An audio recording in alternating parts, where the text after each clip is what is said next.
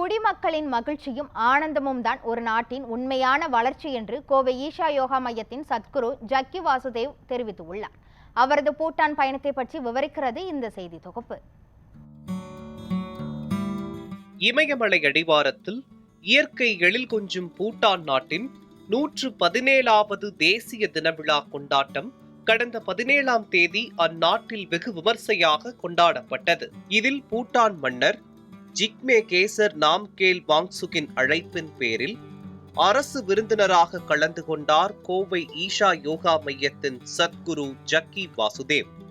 அவ்விழாவின் ஒரு பகுதியாக மறுநாள் நடைபெற்ற இசை நிகழ்ச்சி மற்றும் அரசு விருந்து ஆகியவற்றிலும் சத்குரு பங்கேற்று சிறப்பித்தார்.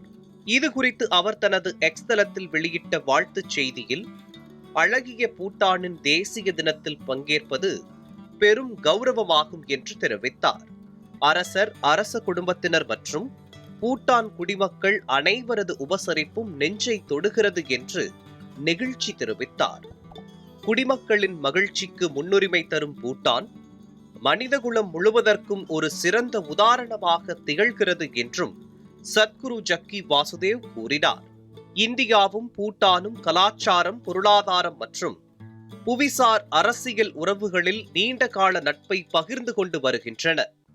இதில் அரச விருந்தினராக சத்குரு ஜக்கி வாசுதேவ் பங்கேற்றது இரு நாடுகளுக்கும் இடையிலான நெருங்கிய தொடர்பின் அடையாளமாக கருதப்படுகிறது.